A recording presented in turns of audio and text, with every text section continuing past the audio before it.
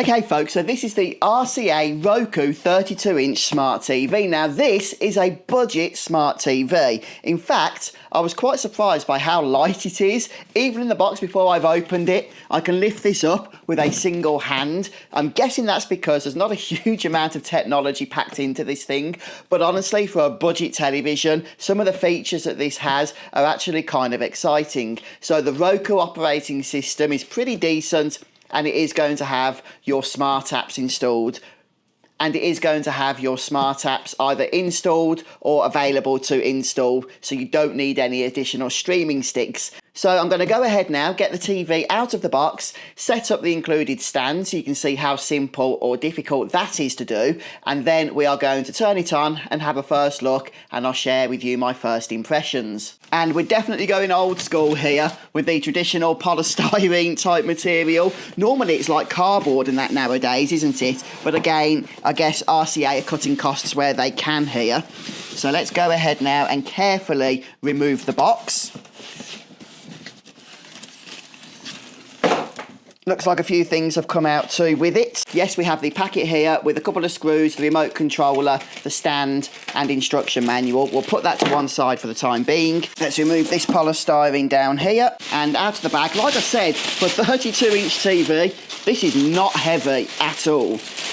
Now there is a protective film on the screen itself, so I won't be removing that yet until, you know, we're happy with the television and it is all in fact set up. Oh, I remember how much I hate polystyrene. It gets everywhere and it's really sticky with the static, isn't it? And before we set the TV itself up, let's see what comes in the little bag.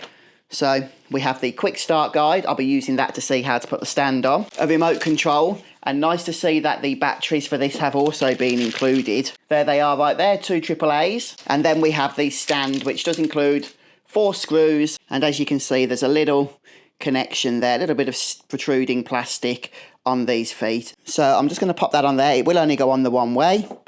And it doesn't look like it locks into place. I believe it is literally just the screws that are going to hold it.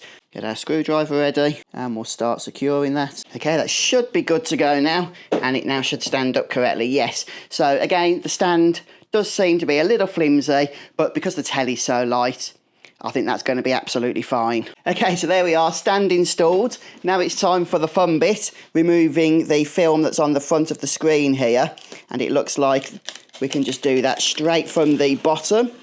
There it goes. Something quite satisfying about this part of the setup, isn't there? Brilliant. Which means we now have one more job to do, and that is to get it plugged in and to see what it's all about. But before I do that, let me just show you the connections that you do get included with this television. Okay, hopefully you guys can see this. You get 2 HDMIs plus an HDMI for ARC, which is if you want to connect a soundbar. You get a headphone jack along with some component connections, a RCA 45 Ethernet connection, and also optical audio. Okay, let's get started, shall we? Yep, English, set up for home use.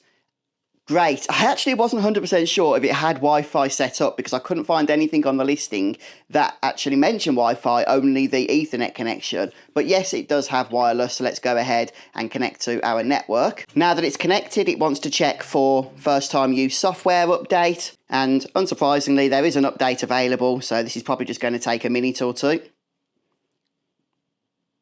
And folks, there we have it. So setup was a breeze actually. Once I put my Wi-Fi in, all I had to do was sign up to a free Roku account and then download the apps that I wanted.